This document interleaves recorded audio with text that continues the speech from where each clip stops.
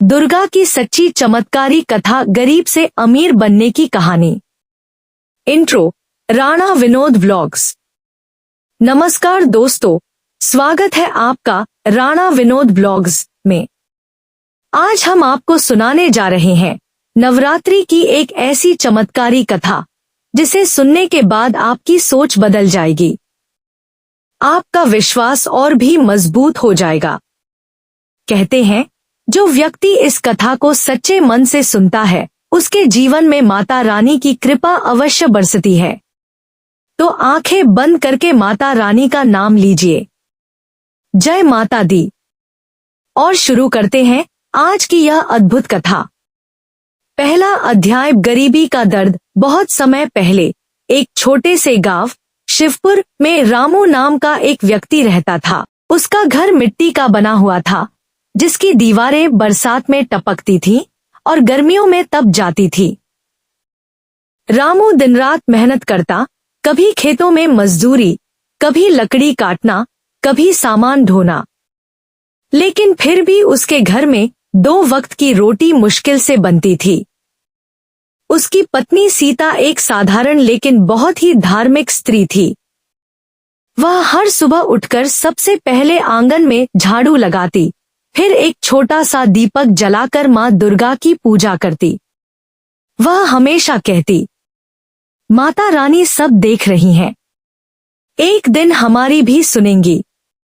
रामू यह सुनकर अक्सर मुस्कुरा देता, लेकिन उसके मन में कहीं ना कहीं कड़वाहट थी। वह सोचता, अगर सच में कोई भगवान होता तो हमें इतना दुख क्यों देता। दूसरा अध्याय, नवरात्रि का आगमन। समय बीतता गया और फिर आया नवरात्रि का पावन पर्व। पूरा गांव सज गया। हर घर में दीप जलने लगे, मंदिरों में घंटियां बजने लगीं, भजन गूंजने लगे। लेकिन रामू के घर में अभी भी वही सन्नाटा था। सीता ने धीरे से कहा, इस बार हम भी नवरात्रि का व्रत रखेंगे। रामू ने थके हुए स्वर में कहा, हमारे पास खाने को नहीं है। व्रत क्या रखेंगे?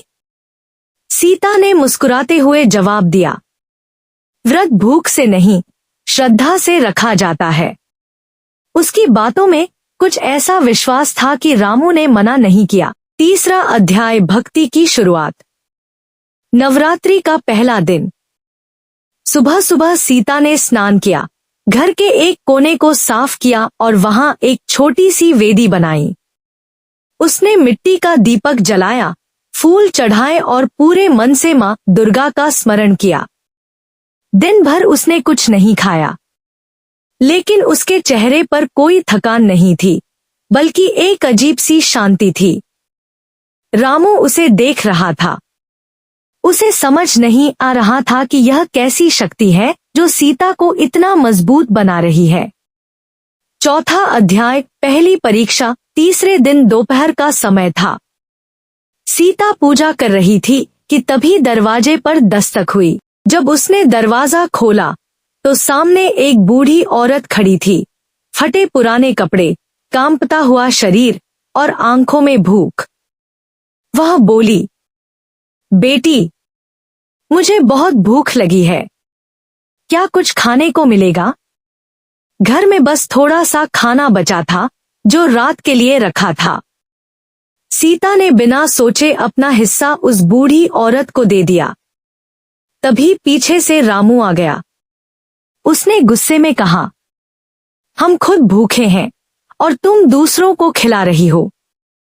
सीता शांत स्वर में बोली, अगर हम किसी भूखे को खाना खिलाते हैं तो माता रानी खुश होती है। रामू चुप हो गया, लेकिन उसके मन में सवाल अभी भी थे। 5वां अध्याय, चमत्कार का बीज। अगले दिन जब रामू काम पर जा रहा था तो रास्ते में उसे एक पुरानी सी थैली दिखाई दी। उसने उसे उठाया और खोला। अंदर चमकते हुए सोने के सिक्के थे।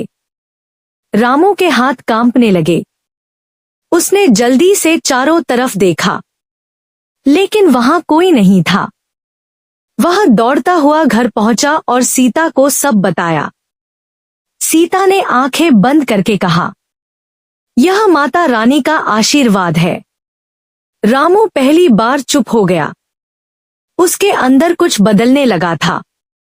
छठा अध्याय, विश्वास की जीत। अब रामू भी रोज सीता के साथ बैठकर पूजा करने लगा। उसके मन में धीरे धीरे विश्वास जागने लगा था। नवरात्रि के आखिरी दिन वही बूढ़ी औरत फिर से उनके घर आई। इस बार रामू खुद उसे अंदर लाया और आदर से बैठाया। सीता ने उसके पैर छुए और तभी पूरा घर एक तेज प्रकाश से भर गया। वह बूढ़ी औरत अचानक एक दिव्य रूप में बदल गई, स्वयं मां दुर्गा। 7वां अध्याय, साक्षात दर्शन। रामू और सीता दोनों स्तब्ध रह गए। उनकी आंखों से आंसू बहने लगे। वे दोनों माता के चरणों में गिर पड़े। मां दुर्गा ने मधुर स्वर में कहा, सीता, तुम्हारी भक्ति और दया से मैं प्रसन्न हूं, और रामू, तुम्हें अब सच्ची श्रद्धा का अर्थ समझ आ गया है। 8वां अध्याय, आशीर्वाद और परिवर्तन। मां ने आशीर्वाद देते हुए कहा, आज के बाद तुम्हारे घर में कभी कमी नहीं होगी। इतना कहकर माता अंतर्ध्यान हो गई। उस दिन के बाद रामू का जीवन बदल गया। उसके पास धन, सम्मान और सुख सब कुछ आ गया, लेकिन उसने कभी अपनी विनम्रता नहीं छोड़ी। 9वां अध्याय, अहंकार की परीक्षा। समय बीतता गया। अब रामू के घर में धन, सुख और समृद्धि की कोई कमी नहीं थी। गांव के लोग जो कभी उसे नजरअंदाज करते थे, अब उसका सम्मान करने लगे। धीरे धीरे रामू के मन में एक बदलाव आने लगा। जहां पहले विनम्रता थी, वहां अब थोड़ा सा अहंकार पनपने लगा। एक दिन गांव का एक गरीब आदमी उसकी मदद मांगने आया। वह बोला, रामू भैया, मेरे घर में खाने को कुछ नहीं है, मेरी मदद कर दो। रामू ने उसे देखा और कहा, मैंने मेहनत करके कमाया है, हर किसी को नहीं दे सकता। सीता यह सब देख रही थी।